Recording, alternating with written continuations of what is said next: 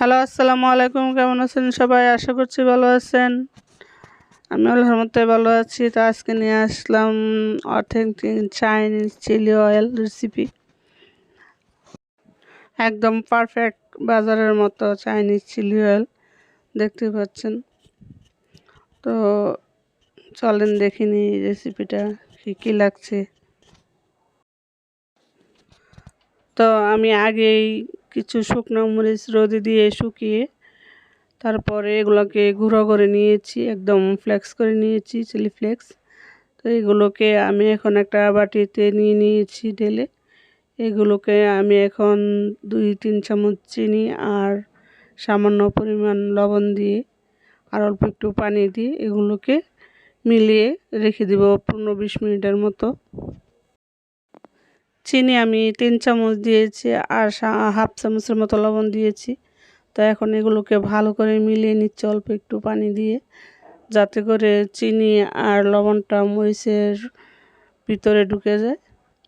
তো এগুলোকে আমি ভালো করে মিলিয়ে তারপর রেখে দিব কিছুক্ষণ সময়ের জন্য। কিন্তু পানিটা কিন্তু বেশি দেওয়া যাবে না, সামান্য পরিমাণ দেওয়া লাগে পানিটা, যাতে করে চিনিটা আর লবণটা মরিচের সাথে মিশে যায়।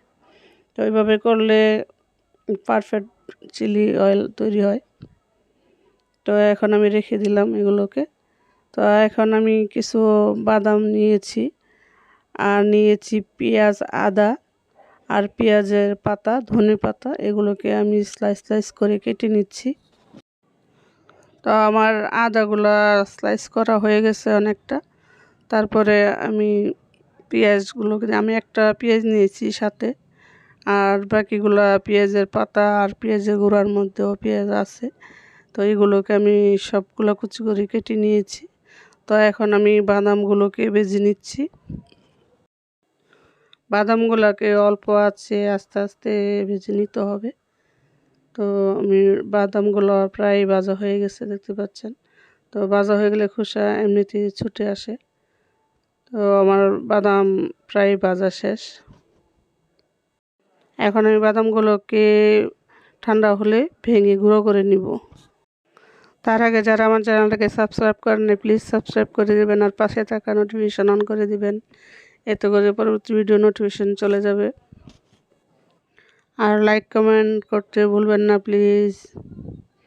তো এখানে আমি হাফ লিটারের মতো সয়াবিন তেল নিয়েছি। এখন এগুলোর মধ্যে আমি দিয়ে দিলাম আদা কুচিগুলো।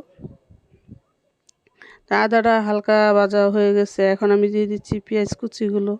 পেঁয়াজ কুচি না, মোটা মোটা করে স্লাইস করে নিয়েছি। আর দিয়ে দিচ্ছি পেঁয়াজ পাতা। এখন এগুলো সাথে দিয়ে দিচ্ছি 2টা তেজপাতা আর আমি 3টা দারচিনি দিয়েছি সাথে, ধনে পাতাও দিয়ে দিচ্ছি সাথে। এগুলোকে আমি ততক্ষণ পর্যন্ত ভাজবো যতক্ষণ পর্যন্ত না এগুলা একটা ভাজা ভাজা টাইপের চলে আসে। এগুলা লাল লাল ব্রাউন কালারের মতো করে ভেজে নিব। এগুলার থেকে কিন্তু যে ফ্লেভার চলে আসছে, একদম ঘর মোমো করছে গন্ধে, খুব মজার একটা ফ্লেভার আসছে এগুলো থেকে। তো এগুলা প্রায় ভাজা ভাজা হয়ে আসছে দেখতে পাচ্ছেন। তো আমি এখানে কিছু ধনিয়া বিচি দিয়ে দিচ্ছি সাথে। তো এটা যদি না থাকে আপনাদের তা সমস্যা নাই, অন্য যে উপকরণগুলো দিয়েছি সেগুলো দিয়ে করতে পারবেন। যখন এগুলো ব্রাউন কালার হবে তখন আমি একটা ছাঁকনি দিয়ে এগুলোকে তেল থেকে তুলে নিয়ে নিব। তো এগুলো প্রায় অনেকটা ভাজা ভাজা হয়ে যাচ্ছে দেখতে পাচ্ছেন। তো আর 2 মিনিটের মতো ভাজলে এগুলা ব্রাউন কালার হয়ে যাবে। এগুলার যে একটা ফ্লেভার, মানে অসম্ভব মজার একটা ফ্লেভার, খুবই খুবই ভালো লাগে। তো আপনারা চেষ্টা করবেন বাসায় এভাবে পারফেক্ট চিলি অয়েল রেসিপি তৈরি করার জন্য।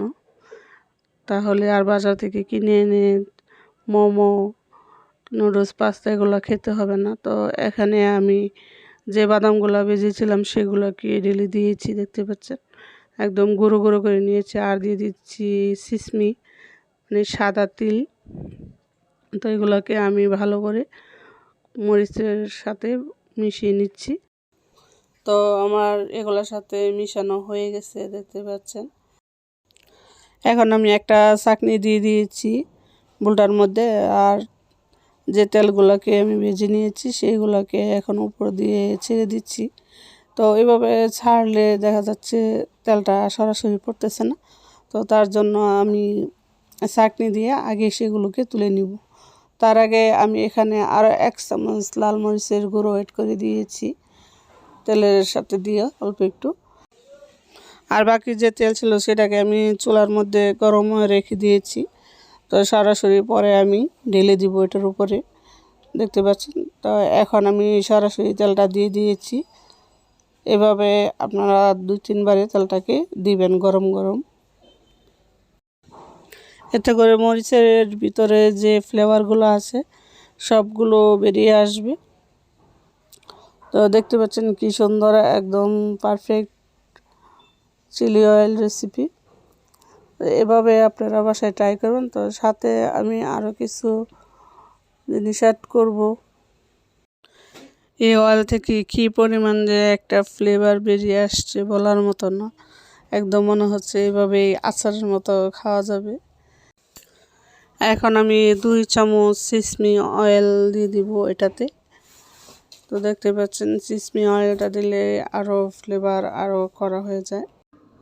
তো এখন এটা আমি যে কোনো জিনিসের সাথে ব্যবহার করতে পারবো, মোমো, তারপরে হচ্ছে নুডলস, পাস্তা, ভেজিটেবল সবজি যে কোনোর সাথে ব্যবহার করা যাবে। গ্রিল এগুলোর সাথেও দেওয়া যাবে, সবজির সাথেও দেওয়া যাবে। তো ভালো লাগলে ভিডিওটা একটা লাইক করবেন, আর প্লিজ সাবস্ক্রাইব করবেন। কেমন হলো জানাবেন, লাইক কমেন্ট শেয়ার করবেন। তো ধন্যবাদ সবাইকে আমার ভিডিওটা দেখার জন্য। আল্লাহ হাফেজ, ভালো থাকবেন সবাই, সুস্থ থাকবেন।